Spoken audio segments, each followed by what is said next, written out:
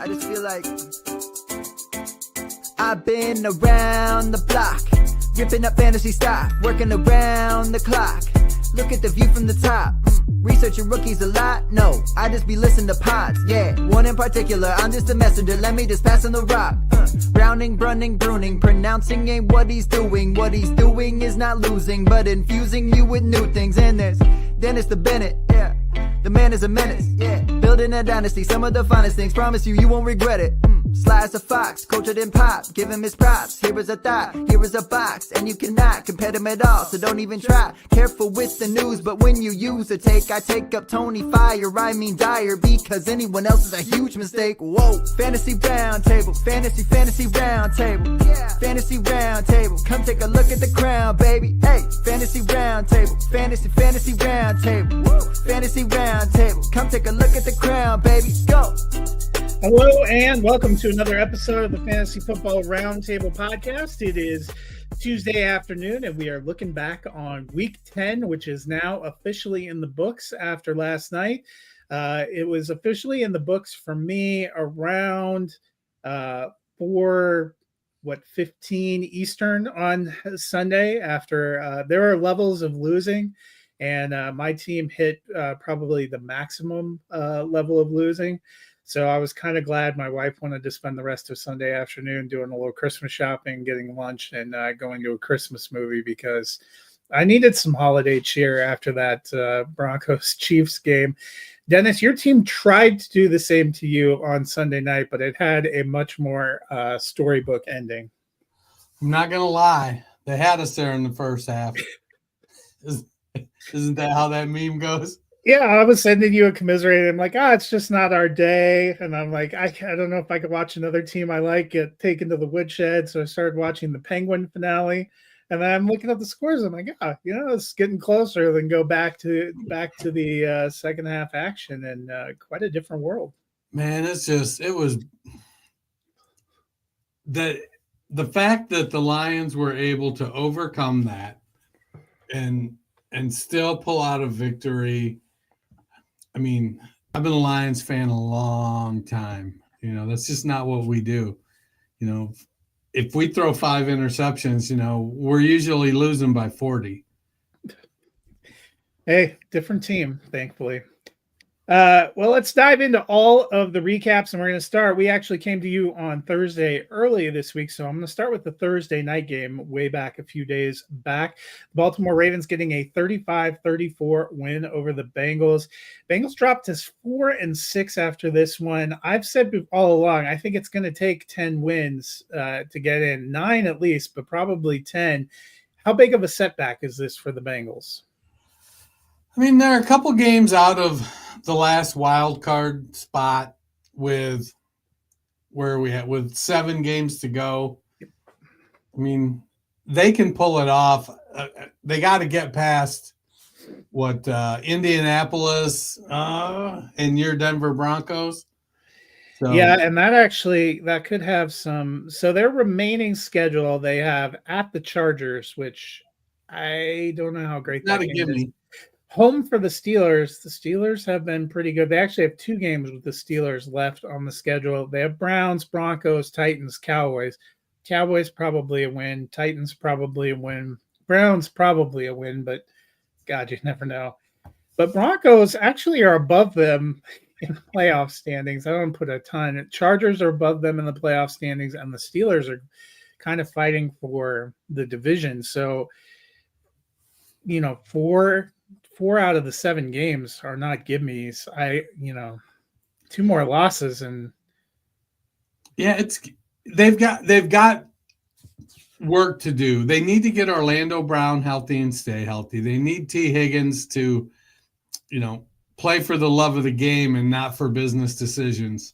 I get it. He's him to play, if we're being honest. I mean, they just need that. Chase Brown, he's I think he's running back 4 since week 4, maybe off a notch or 2, but it really comes down to them. Their offense has to outscore people, and they can do that. We've seen them put up points. So if the defense can hold if the defense can hold teams to mid-20s, high 20s even, then they have a chance to win every game with that offense. So it's going to be a challenge, but Burrow thrives on the pressure. So let's see if he can, keep creating a, not a legacy. What is it? Whatever. Meanwhile, for the Ravens, they made a big trade for Deontay Johnson, but he has been a non-factor the last 2 weeks. 2 targets, 1 reception, 6 yards, and he started chirping on social media. Is he kind of to the fantasy bench until proven otherwise? Yeah, he's in a situation where, do you want to win or do you want to get stats? Yes. I mean, you can get stats. You just got to earn them in Baltimore, because Zay Flowers is there and is the top dog. And then Mark Andrews, Derrick Henry. It isn't like I don't think he was happy in Carolina because of the quarterback situation there. Now he's on a team that's likely contending for the Super Bowl. And what, you're still not happy? We talked about it when the trade was made, that this was really a good for real football, not for fantasy football kind of move. I don't even know if it's good for real football so far. We'll have to see if he gets a little AA this week. Well, he's in a situation where they have a lot of weapons, and so what he's got to do is produce. I think he's better than Rashad Bateman. But Bateman and Tylan Wallace have looked better. I'm not putting a whole lot of stock in Tylan Wallace. I mean, even a blind squirrel finds a nut once in a while. So, that was a great play by Wallace, staying in bounds, taking it down the sideline. But it's just one of those situations where you've been there a couple weeks. You got to earn your stripes. Like, a lot of people that listen, maybe they've paid attention. I work in HR and I hire people all the time. And in transportation, drivers got to come in and they think they're the bomb. And it's like, no, you may be a good driver, but you have to earn the trust of the managers that you're going to be where you're supposed to be, doing what you're supposed to be doing, and behaving the way you're supposed to behave. And Deontay Johnson's in the same situation. You got to earn it. They're just not going to give you 12 targets on day one. You're not Nuke Hopkins. You're not Devontae Adams. The last of the international games kicked off Sunday. That saw the Giants at the Panthers in Germany. The game went to overtime. Panthers pull off the 20-17 victory, moved to 3-7. The Giants are now a woeful 2-8 going into their bye week. Another bad game for Daniel Jones, 22-37, only 190 passing yards, 2 interceptions, no touchdowns. Going into a bye week, do you think the Giants think about making changes? There's been a lot of rumblings about the injury guarantee now for Daniel Jones as well. Well, before we go any further, I just want to put a disclaimer out that when I recite that player X is wide receiver 12 or running back 15, since whatnot, this does not include yesterday's game. So I may be off a spot or two. I just, it was a long day at work. I had to go see my heart doctor today. Yeah, I'm making excuses, but my heart's still there, still working, doing what it's supposed to be. So didn't update some of those numbers this evening. That being said, I mean, you've seen Drew Lock. He's a career 59% completion guy with a 28-23 TD to interception ratio. His career 6.7 YPA would be 25th in the NFL this year. Well, I think Locke has a reputation as having a big arm. He doesn't see the field that well, doesn't have great pocket presence. Yes, he can throw it far, but he doesn't really throw it accurately. That he's Daniel Jones without the mobility.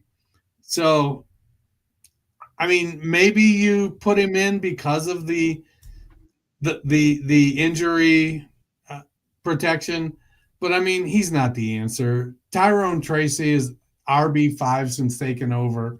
Malik Neighbors is wide receiver 9, despite missing 2 games. and Theo Johnson is tight end 17 since week 5 and rising.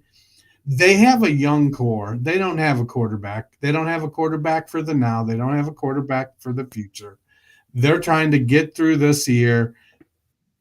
With Andrew Thomas injured, they're off, and Kayvon Thibodeau injured on defense. They just want to get by. They want to keep their young guys as healthy as possible, get to next season. Maybe Schoen and Dable survive. Maybe they don't, but somebody's got to make better draft picks.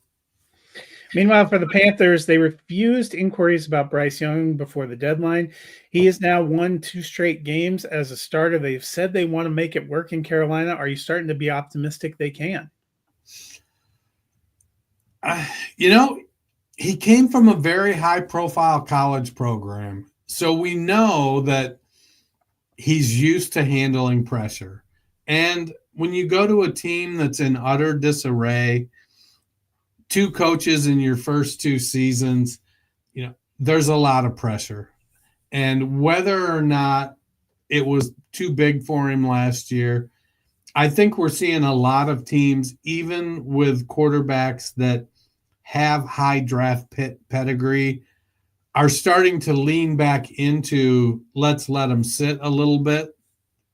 Whether that's a half a season, whether it's a whole year, there's merit to it because we see guys sit like Jordan Love and then perform well. Patrick Mahomes sit for a year and then perform well. He was QB 16 going into Sunday Night Football last night for the week, I believe. That was my note here. And so he's been a super flex option the last couple of weeks. So QB 20 over the last 3. I think we're going to continue to see him get better. Xavier Legette seems to have some promise. Adam Thielen's coming back. Jatavian Sanders, the tight end, looks like he's going to be a good guy. They signed Chuba Hubbard. I don't know what's going on with Jonathan Brooks. It's almost like, why did you even bother to bring him off of IR? So I'm sure that we'll play him. Miles Sanders got beat up in this last game too, so that might be the opening they need. Well, maybe Raheem Blackshear time, but I think they'll. But we know look at Brooks. Chuba Hubbard's been playing great though, man. He has indeed. Next up, the New England Patriots went into Chicago, start of a 3-game homestand for the Bears, and it did not start well. The Patriots getting the 19-3 victory. Dennis, we've been kind of looking to see what is this offense for New England going to be kind of going forward. Kayshon Boutte, your guy, and Mario Douglas leading the team in targets, each of them catching 4 passes. Are you kind of feeling better about them getting something going in this receiving core? Yeah, I mean, it feels like Pop Douglas and Kayshon Boutte are your wide receiver 2 and 3, your slot guy and one of your outside guys. They need a bona fide stud. Whether that comes from free agents, maybe a T. Higgins, or whether they draft somebody, I think Drake May has shown that he can be the guy. He's going to be that QB of the future for them. Hunter Henry is solid at tight end. I think Austin Hooper is their backup. It's like they're good there. The real deal is going to be the offensive line. They need to do work.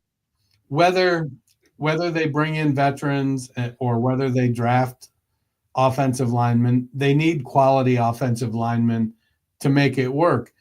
But I like where they're going. And if I've got Jalen Polk as my wide receiver 4, I don't know that Kendrick Bourne will be back, even if he's got a contract worth keeping. It feels like they have some guys that are kind of settling into some roles. With Boutte and Douglas right now, they're a notch above, I think, where they really will fall. Get them a stud. Let's see that offense. And with Ramondre Stevenson at the running back, he's a solid 3-down back. If they had any passing game at all, I think Stevenson would have so much more room to run and the running game would be better. Yeah, I just wonder if they can't maybe get a free agent. They have not seemingly hit very well drafting. They drafted 2 receivers this last draft, and neither of them have really made much of a consistent impact. For the Bears, their offense looks abysmal. Today, they officially fired Shane Waldron. They had promoted the passing game coordinator, Thomas Brown, which is an interesting flex to me because the passing game has seemed to be the low spot. Can they get this turned around? I mean, Brown did so well with Bryce Young last year. I mean, oh God, that's who he. No.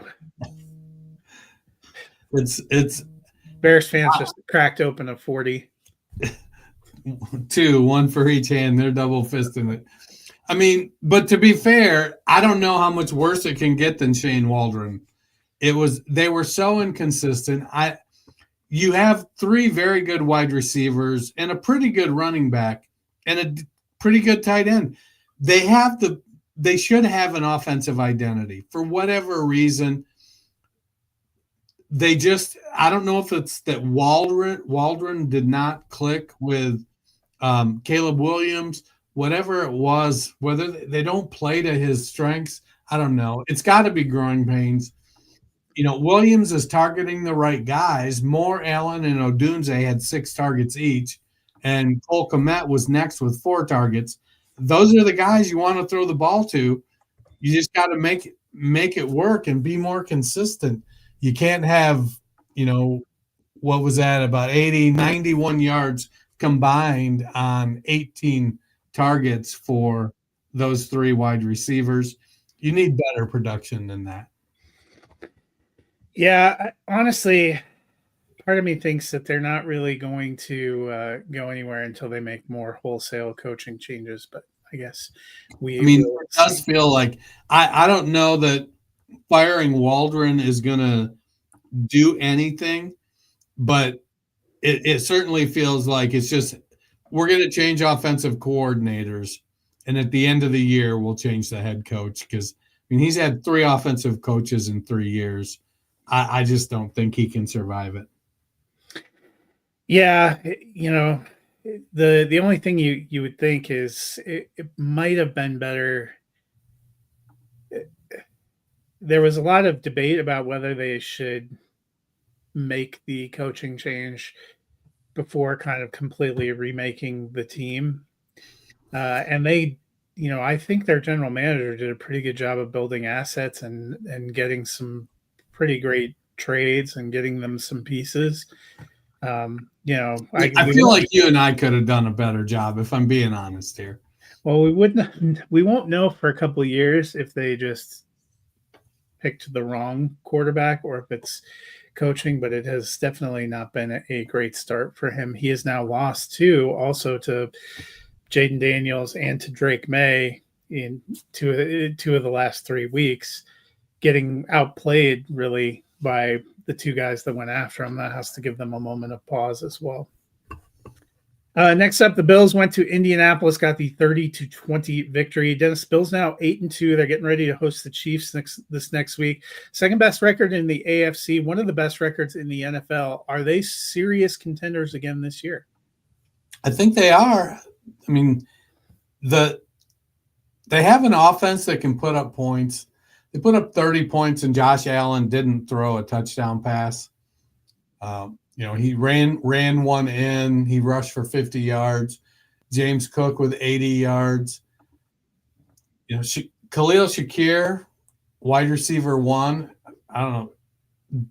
Curtis Samuel with 8 targets, stepping up. He only converted 4 of them, but with with Coleman and Cooper both out, somebody had to step up, and it was the running game. They didn't do a ton individually in the passing game, but Mac Hollins had a decent game for nobody. I got to imagine Mac Hollins was not started.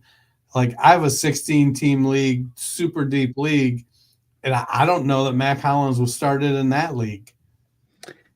I think not a ton of people realized Cooper was going to be out until Sunday morning, and it's always hard to tell who's really going to step up for them. So I'm not surprised Matt Collins didn't get played in a lot of places. He might not still be rostered in a lot of places, but maybe he's their receiver handcuff. He's the somebody's got to do it guy. Meanwhile, they went to Joe Flacco allegedly to keep them in the race. Now 4-6 have lost 2 straight. Flacco has not looked good in either. Should they consider going back to Anthony Richardson? I mean, Flacco had a 74% completion rate with 2 touchdowns and 3 interceptions. Top 3 wide receivers and Jonathan Taylor led them in targets. So again, it's Downs, Pierce, and Mitchell were their top 3. He's throwing it to the guys that he's supposed to throw it to. 272 yards. It's kind of a function of, is he the answer? Probably not. Is Richardson ready? Probably not. They're going to start Flacco until they are out of it. And if I'm getting 114 yards out of Jonathan Taylor with 4 targets, and so if Taylor's getting 25 opportunities a game, I'm all in for that. That's good news. A healthy Pittman will be good for that team. Josh Downs has come on strong. We liked him despite being a little guy. The team just overall isn't a great team. They've got some things to work on. Richardson was just so bad, though. I mean, he's just such a bad passer. I just don't think you can. If you still have hope, you can't turn it over to Richardson. I just don't think you can do it. I love that he's big and he's mobile, and when he makes a great pass, it's a great looking pass, but there's so many of them that are not. So he needs work still.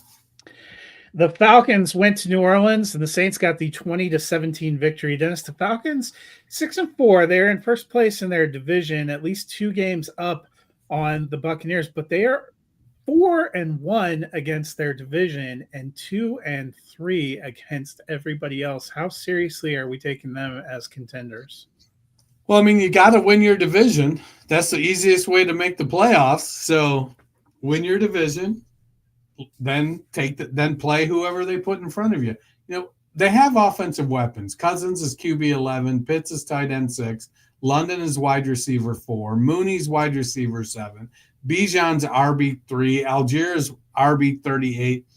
They have weapons. The defense needs some work. They're 22nd overall, 21st against the pass, 24th against the run. So they're going to go as far as they can outscore people. That's not typically a recipe for a deep playoff run, but it could win you a wild card game. Maybe if you get lucky and your defense bows up just right, maybe you make the conference championship. It's not. I don't think they're serious contenders for an NFL championship, but they can. I think they could win a game or 2 in the playoffs if things break right, everybody stays healthy. And they're going to put up fantasy points for us. And really, isn't that what we want? Speaking of fantasy points, your boy Marquez Valdes-Scantling, 3 receptions, 109 yards, and 2 touchdowns. Are you bought back in? Was I ever out? No. Yes, actually I was. When he was a free, I finally this year, I was like, man, I'm done. But again, back to the old somebody's got to do it. And there he was. We see it with running backs a lot of times where somebody's out of the league. Kareem Hunt, not on a roster. Injuries happen. They bring somebody in. They have a nice run to the end of the year because there's just nobody else. And that's where Marquez Valdes-Scantling is. With Shaheed and Olave out, I mean, he has more cachet than Mason Tipton and whoever the hell else they got there. That's pretty. Is he going to break our hearts? Yes. Yes, he is. He's going to be in starting lineups next week, and he is going to goose egg it. And I'm going to be like, man, I'm okay with it. I expect that's going to happen. But if I can go out and get him, Carr likes to throw the deep ball. And MVS runs fast, and he's big. It's going to be a bumpy ride. Next up, the 49ers went to Tampa Bay, got the 23-20 victory. Dennis Ricky Pearsall, 6 targets, caught 4 for 73 and a touchdown. Are you liking the way he's coming along in this offense? So Pearsall is, he wasn't an analytics darling. He was a little bit of had some lower production in college, not an real early breakout. But I think Brett Whitefield from Fantasy Points and John Hansen talked about him as just being a phenomenal route runner. Great route runner. He got great draft capital. He's got a great athletic profile coming in to the NFL. He had that tragic shooting during training camp and missed a bunch of time, but he seems to have recovered just fine. And on a team that has a particular offense that puts players in a position to produce if they have, and as Liam Neeson would say, a certain set of skills. That's just what they do. And so he's in the right spot with the right offense to, it's like Puka Nacua going to the Rams, or, it just is one of those things. Pearsall, will he, if everybody's healthy next year with Ayuk and Debo and Jennings and Kittle, is Pearsall going to step up? Is he going to have the opportunity? Probably not. He'll probably be the 4th. And on a team that if they still have Christian McCaffrey, it's a lot of weapons. But what it does is it puts them in a position to maybe trade a Jennings or a Debo or an Ayuk if they really, really believe that he's that guy. Yeah, I'm going to be interested to see. He's getting a good opportunity kind of this year to see how he finishes, how he closes things out. Meanwhile, for Tampa Bay, another rookie that's looked pretty good is Bucky Irving. Another really strong outing, 73 yards and a rushing touchdown on only 13 carries. He's also been fairly frisky in the passing game. Are you liking him long term? I'm trying to see where he's at. RB23 on the year, which is pretty good when he's sharing the backfield with Rachaad White, who is RB22. So they're back-to-back. Irving is a little bit touchdown dependent because White does get so much of the passing game. Irving is a decent pass catcher in his own right. So there are times when if they decide to hurry up and Irving's in there, they don't have to pull him to put White in. But White is still leading the way in snaps. He only had 41% of the snaps versus 64% for White. 16 opportunities for Irving to 17 for White. So Irving is getting a little bit more opportunity on a per snap basis because he does run the ball a little bit more versus White catching the ball. So this is a year they're not going to put Sean Tucker in over either one of them. Sean Tucker is a great handcuff for both of them. So he can, because he's pretty good. We saw that in the one game that White missed when Tucker went off. So put Irving RB2, put him in your lineup as an RB2 the rest of the way. And, you recognize there's going to be some touchdown dependency, but that offense is varied enough and balanced enough that there's generally rushing opportunities for Bucky Irving. Next up, the Pittsburgh Steelers went to Washington and got the 28-27 victory. Dennis, 3 big touchdown passes for Russell Wilson. Do we like him on this team? When you got George Pickens and Mike Williams, playing downfield like they do. Williams caught one pass. It just happened to be a touchdown. It was a good play. George Pickens, I think having Mike Williams was a really key addition to this team. They really needed, I think, that big guy that can play downfield to help open up some of the intermediate for Pickens. Pickens is still a great deep threat as well. And then you've got Van Jefferson and Calvin Austin, both who can come out of the slot. And then you can hammer the run game with Najee Harris and Jaylen Warren. I think that, Russell Wilson, it was the right move to go to Russell Wilson. What he needs to do, though, is get that completion percentage up. That 58.8% completion percentage isn't going to fly unless he keeps throwing touchdowns like he is. You keep throwing touchdowns, you can get away with that. But the Commanders, meanwhile, fall to 7-3, but still a pretty good mark. Do you think that they can be serious contenders in the NFC this season? Yeah, they're a half game behind Philly and have a better division record. So, they can't have many more games where they're minus 12 in time of possession. But I think getting Brian Robinson healthy will help them.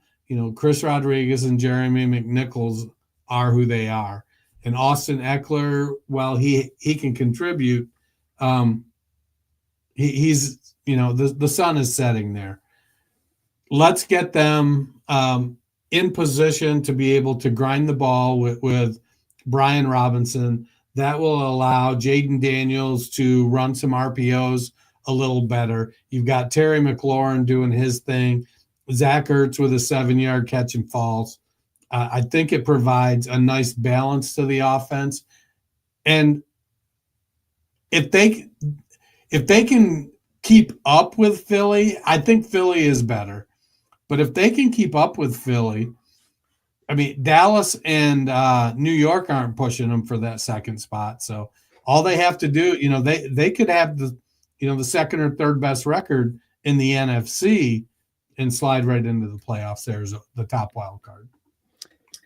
Next up, the Minnesota Vikings went to Jacksonville, hung on for the 12-7 victory, but this was not a great game for Sam Darnold, who threw 3 interceptions, no touchdowns. He has 5 interceptions his last 2 games, his first 2 multi-interception games of the season. Is he starting to melt down a little bit?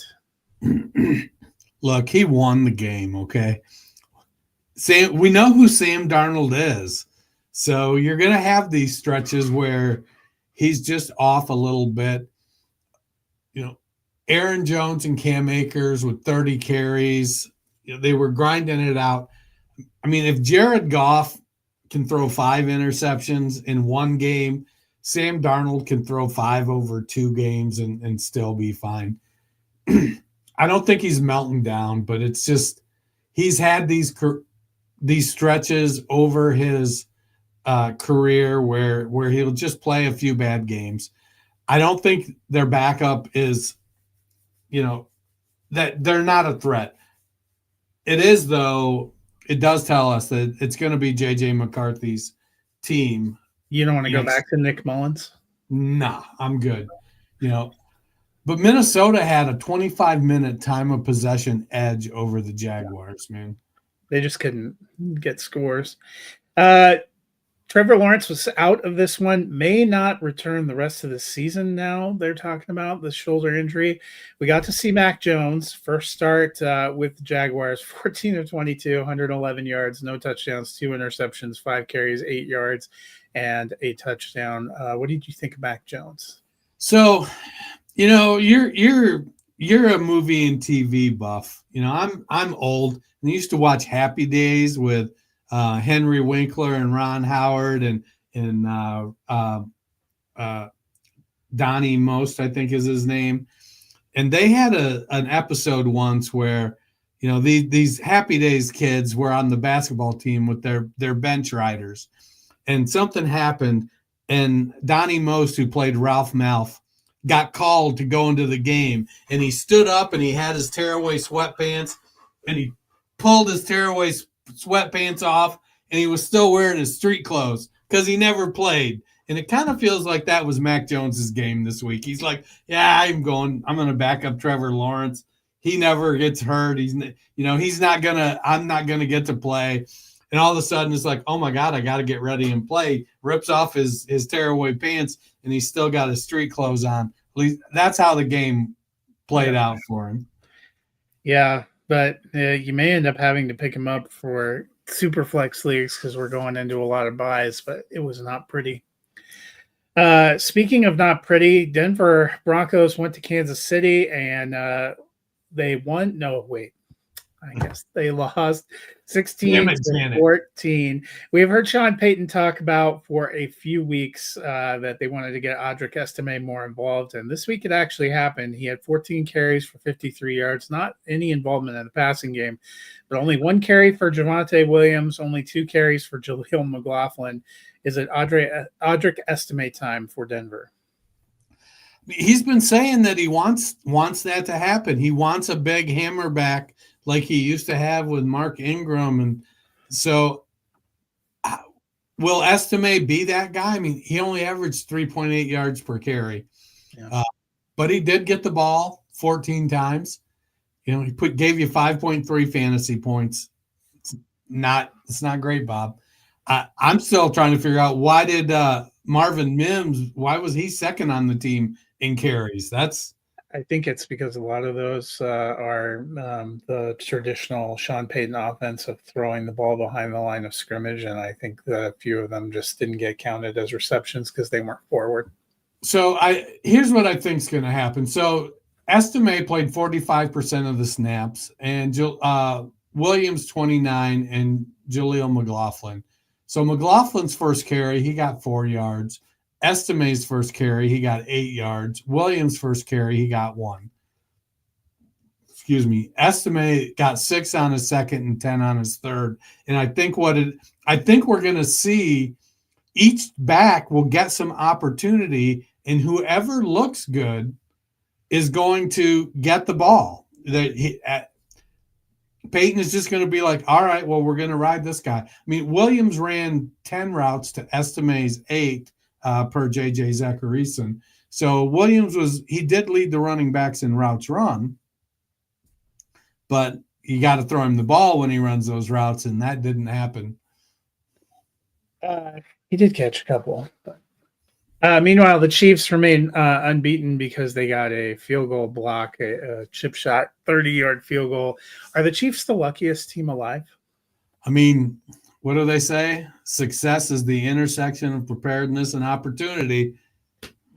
So their special teams coach was prepared.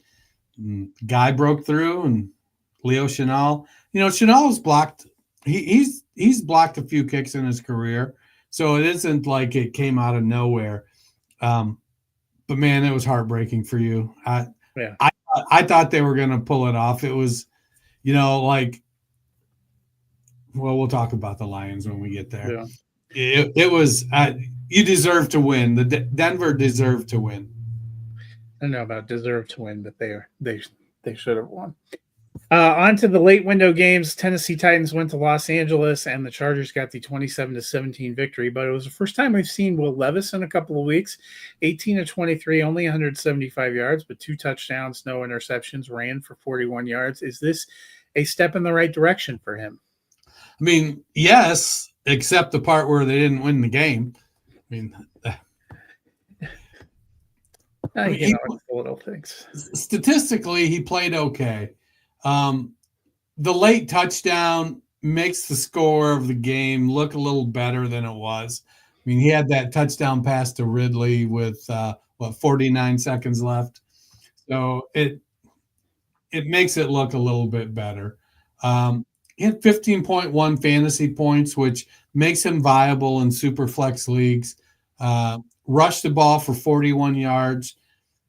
Maybe it will provide him with just enough to grow. Callahan came over, supposed to be an offensive guy, developer in Cincinnati. I mean, it's easy. It kind of reminds me of, we see some of these offensive coordinators and they're heralded like Adam Gase with Peyton Manning. That makes you, developing Peyton Manning. Yeah, good job. So let's see. Developing Joe Burrow. Good job.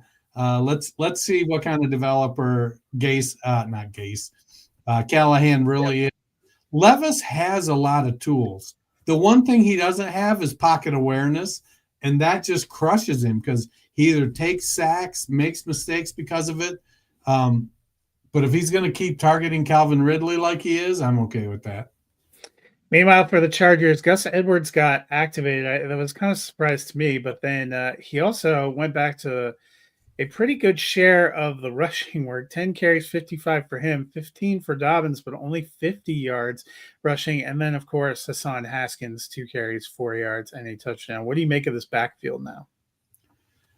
Well, I don't like Haskins vulturing the TD. Well, and then Herbert vultured one too. So yeah, the rest of that is comma or Herbert for that matter. Dobbins, his inefficiency is opening up opportunities for the other backs. I think Dobbins is the best back, and he's got to be more productive with his carries, though. He did have caught 3 passes, but for only 5 yards. So he's leading the running backs in that area. But you can't be putting up 3.3 yards per carry. I feel like Haskins is going to continue to get those short yardage opportunities because he weighs about 230 pounds, and he's a Harbaugh guy. He was in Michigan with Harbaugh. So I feel like Edwards is probably not going to be here next year. I think next year it'll be Dobbins and Haskins. And we'll see some of that sort of New Orleans arrangement with Kamara and Ingram with Haskins and Dobbins, though Dobbins isn't the receiver Kamara is. That's not what I'm saying. Don't get it twisted.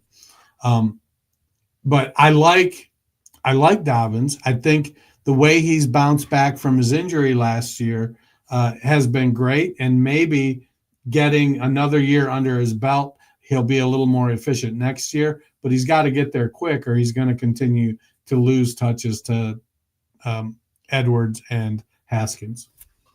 Edwards actually on a 2-year deal. Dobbins only signed a 1-year deal.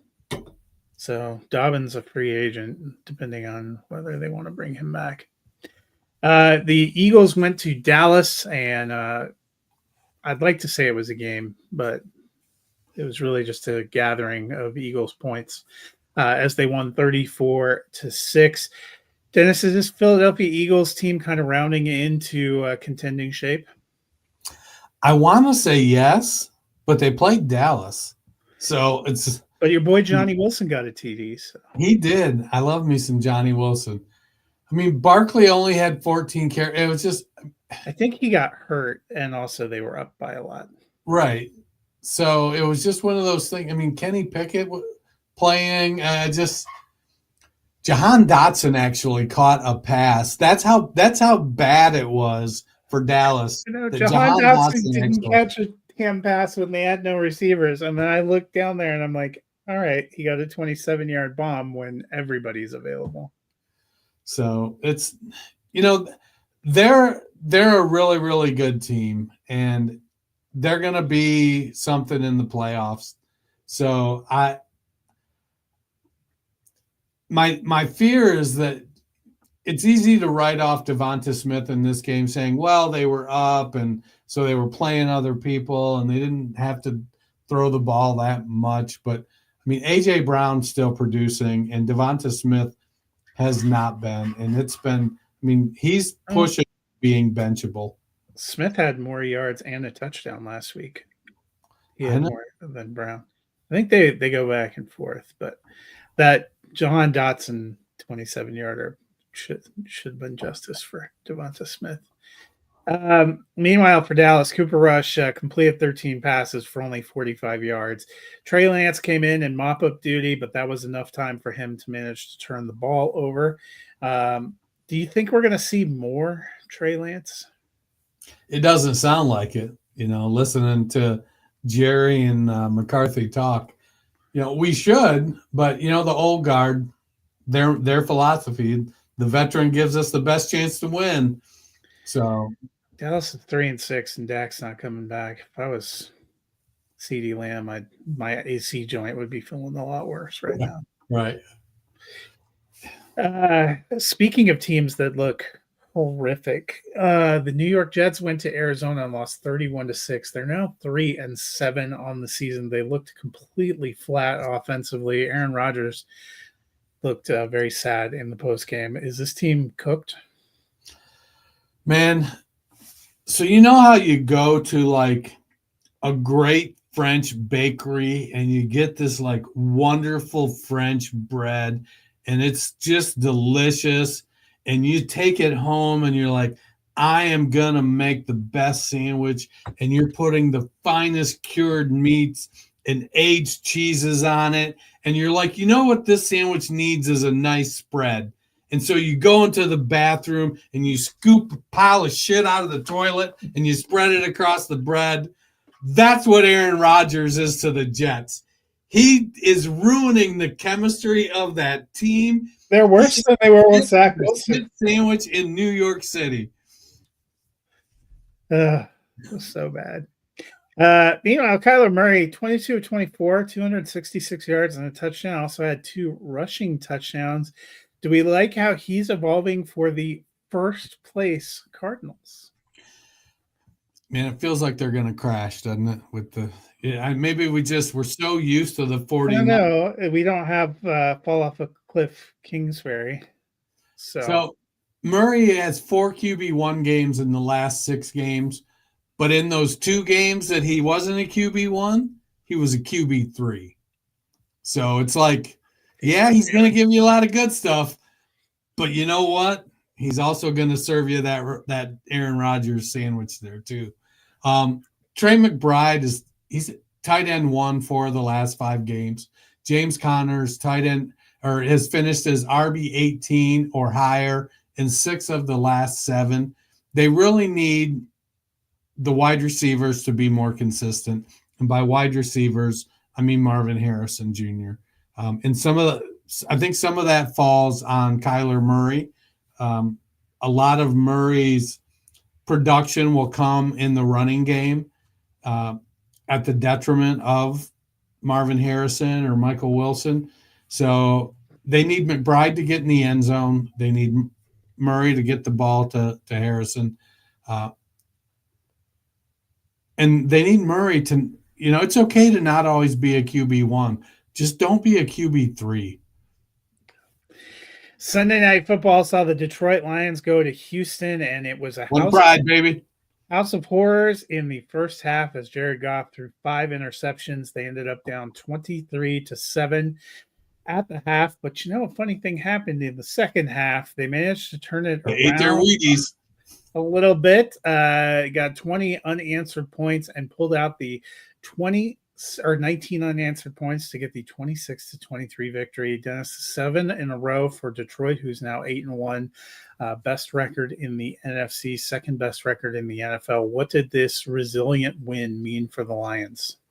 So the word I keep hearing the media say is gritty. The Lions are gritty, and which makes sense because Dan Campbell came in biting kneecaps saying, we're going to be tougher. They brought in the pretty boy California quarterback that everybody thought was going to fall flat on his face. Turns out he knows jiu-jitsu or some shit because Goff has been playing well even when he plays bad. So he kept him in the game. He fought back. It was a grinding game. Gibbs was 71 yards. Montgomery, 32 yards and a touchdown. Jameson Williams looked good coming back off his suspension. Sam Laporta caught a touchdown pass. And it took a while, but they finally got Amon-Ra St. Brown involved. It was an ugly win, only 3.3 yards per carry and those 5 Goff interceptions. But Jake Bates, to kind of clutch up like he did, that tying field goal from the right hash, if you could see my hands, it was like 3 inches inside the goalpost. And then it's tie game, battling. Time's going to expire from the left hash, and it was like 3 inches inside the left hash or the left goal post. I mean, those were 2 clutch kicks. Now, I will say, based on how kickers work, he needs to straighten that shit out or he's going to be replaced because those aren't very far from being misses. But yeah, man, it was a thrilling victory. Meanwhile, for the Texans, they still have high hopes. They're still in first pretty comfortably in their division, but they're 1-3 their last 4 games, and this had to have been a gutting loss. Where do the Texans go from here? I think they've just got to keep their head up. They've got to learn how to close. It's a young team. Will Anderson was out on the defensive side of the ball. He's a leader over there. Jalen Petrie still playing phenomenal, though. Joe Mixon just super, the knock on Mixon has always been he's a volume back and he is not efficient. 25 carries for 46 yards, not efficient, even with the touchdown. He did catch 2 passes for 44. So he did salvage a decent fantasy day. Stroud's passing day, 19 of 33, much better than his 9 of 30 he had a week or 2 ago. But he's got to not give up those 2 interceptions. He needs to convert more. Nico Collins coming back is going to be huge for him. I like that Mechie stepped up. And I think that with Diggs out, having Mechie, Tank Dell, Nico Collins, Dalton Schultz, that's going to help the running game. They've got to learn to close. The good news for them, their next 4 games at the Cowboys, home for the Titans, at the Jaguars, home for the Dolphins. So that's a get right. But then they do have the Chiefs and Ravens back-to-back in December. That's going to be a real important couple of games for them. Monday Night Football, the Dolphins went to Los Angeles, got the 23-15 victory. Dolphins now 3-6. Was this kind of a spark that the Dolphins needed? I think we're using the term spark a bit loosely. Waddle 3 for 57. Where'd he go? Hill 3 for 16. Thank God he had a touchdown. Achane didn't do great in the running game, only 37 yards, only 15 yards in the passing game. He did catch 5, so that's good. Malik Washington with the touchdown in the rushing game. I don't know. At least they won. I mean, really, what you were hoping is that you started Jonnu Smith because you needed a desperation tight end and tight end premium, and he turned his 3 catches into 45 yards, which probably puts you close to 10 points in a tight end premium. What's interesting to me, Mostert didn't get a single carry. I mean, they gave his heir apparent the carries. He turned all 5 of those carries into a whopping 3 yards. So he did have a couple nice receptions, but kind of interesting. Meanwhile, for the Rams, they finally have Puka Nacua and Cooper Kupp back healthy and looking strong. Nacua 9 for 98, Kupp 7 for 80. How do you like this duo down the stretch? I mean, they're both startable. They're gonna be in your lineups. This is what we expect. I think that for Stafford to not get any touchdowns was a little troubling, but Miami's defense kind of flexed up when they needed to flex up. But 21 missed a wide open Kyren Williams too. I almost cried. Yeah, you and me both. Though I will say I'd have to go back and look a little closer because him getting that pass and scoring a touchdown, I think it would have cost me a win in one league and been good for me in a league that I was already going to win. So it probably worked out okay for me. I mean, I really only care about myself. So Nacua and Kupp with 21 targets, I think that's where we're going to be with them. They're going to be 18 to 25 targets every single week. Everybody else is just getting leftovers. Kyren had 6 targets. I think that's pretty par for the course. 15 carries. Those are the three guys you want in that offense. Anybody else, you're literally playing the lottery. Before we get out of here, week 11 begins on Thursday night with another divisional matchup, and it is a good one. The 7-3 Washington Commanders at the 7-2 Philadelphia Eagles, a huge matchup in the NFC East. The first of two meetings this year that are going to happen down the stretch. They will meet again in Washington on December 22nd. Dennis, what are you expecting from this game? So Philadelphia is better in virtually every aspect. Versus running backs, Philadelphia gives up the 30th most, or should I say, the third fewest fantasy points. They give up their 20th versus wide receivers in fantasy points, 32nd in tight ends. So, I mean, which is fine by Zach Ertz because, it isn't like he's running very far. And they're 29th in fantasy points versus quarterbacks. Washington, they give up the 14th most fantasy points to running backs, 12th most to wide receivers, 14th most to tight ends, 15th most to quarterbacks. So while Washington is not bad, they're very middle of the road. It isn't like they're giving up, they give up top 8 most fantasy points to any given position. It just seems that Philadelphia is just a little bit better. They're a tier up from Washington at every single position. So Washington's going to have to play over their head if they want to beat Philadelphia. And if the running game gets clicking, then Barkley and Hurts will eat up a bunch of time. If that gets clicking and all of a sudden Washington starts selling out, then you've got Smith and A.J. Brown over the top for big plays. To counter that, you're going to need a healthy Brian Robinson to be able to grind up clock on your own side while Jayden Daniels does some work with his own legs, and then get Terry McLaurin over the top. But Washington just is, like I said, a tier worse than Philadelphia at virtually every position. And I'm going to go ahead and pick the Eagles. Yeah, I was kind of back and forth with this one. I like the Commanders. I think they're a good story. I think the Commanders maybe have a better chance of upsetting the Eagles in Washington. This one in Philly on a short week, coming off of kind of a devastating loss. And you're right, Brian Robinson not quite healthy. I think I'm going to go with the Eagles as well. That'll do it for us today. We will be back on Friday with the rest of the Week 11 slate. There are 4 teams on a bye this week: the Cardinals, the Buccaneers, the Panthers, and the Giants. So maybe not as big a fantasy impact from byes as we've had in some of the weeks. But you can keep that in mind as you go through Week 12. Yeah, as you go through setting lineups. Because week 12 and week 14 each feature 6 teams on a bye. So Merry Christmas.